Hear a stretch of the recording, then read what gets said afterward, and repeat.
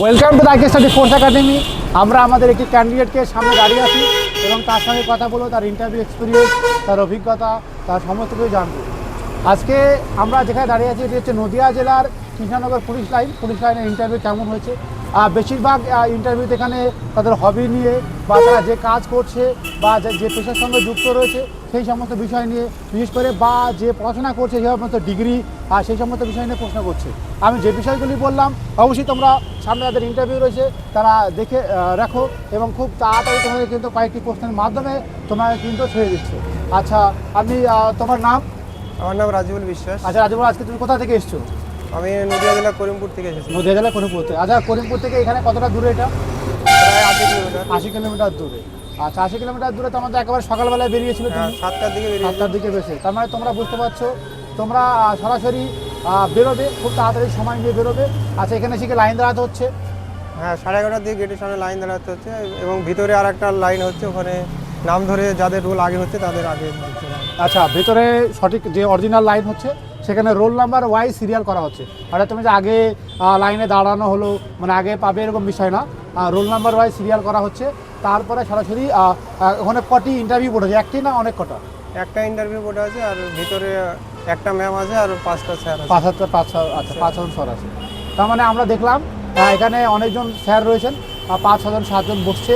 সেই অনুযায়ী প্রশ্ন হচ্ছে। আচ্ছা, প্রথমে কী প্রশ্ন করলো তোমার ঢুকে? আমি প্রথমে ঢুকলাম, স্যার আসবে বলে, তারপরে আমাকে দিয়েছিল তোমার নাম বলো। নাম বললাম, তারপরে বললো যে তুমি কতদূর পড়াশোনা করেছো, পড়াশোনার বিষয়টা বললাম এবং তার সঙ্গে বললো পড়াশোনা বাদে আর কোনো কাজ কাম করো কি না। আমি বললাম বাড়িতে এমনি কৃষিকাজের সাথে যুক্ত আছি, বাবার সাথে হেল্প করি।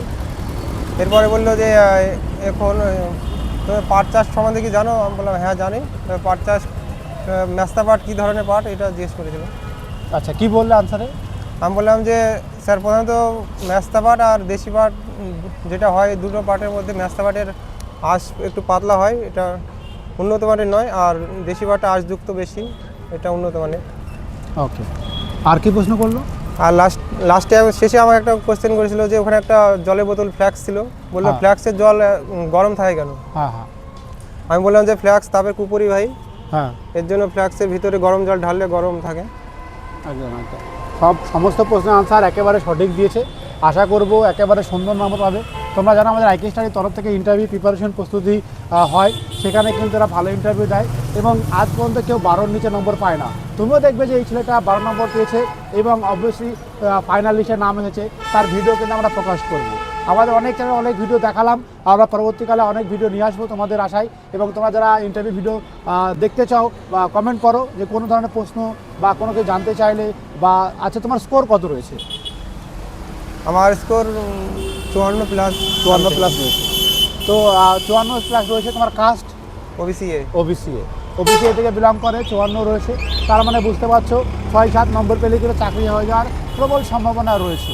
তো এবার কথা হচ্ছে যে তুমি কি করবে। দেখো, তোমরা যদি একটি ভালো আবাসিক কোচিং খুঁজছো যেখানে থাকা খাওয়া পড়াশোনার পাশাপাশি ইন্টারভিউ মাঠ সমস্ত যদি প্রিপারেশন হয়, তাহলে welcome to the IK study force academy.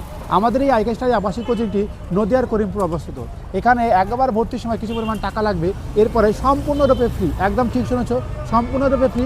ফাইনালে চাকরি পেলে তোমাকে ডোনেশন দেওয়া হবে। এই সুযোগ কিন্তু তুমি বারবার পাবে না।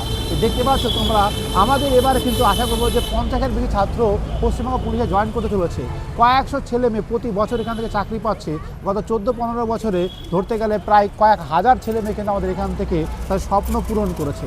এবার তোমার পালা। তুমি কি সত্যি ইউনিফর্ম পরতে চাও? তুমি কি দেশ সেবায় নিয়োজিত হতে চাও বা সিআইএসএফ, আইটিবিপি, আসাম রাইফেল এই ধরনের কনস্টেবল, এক্সাইজ, আবগারি এই ধরনের স্বপ্ন রাখো? তাহলে অবশ্যই একবার আইকে স্টাডিতে চলে এসো। এখানে ছেলে মেয়ে উভয়ের ক্ষেত্রে কিন্তু আলাদা আলাদা হোস্টেল বিল্ডিং রয়েছে, সেখানে তুমি থাকবে, খাবে, হ্যাঁ, এবং নির্দিষ্ট কোনো ডিসিপ্লিন বোধটা তোমার মধ্যে চলবে। আজকের ভিডিও পর্যন্তই। পরবর্তী ভিডিওতে আবার দেখা হচ্ছে। জয় হিন্দ।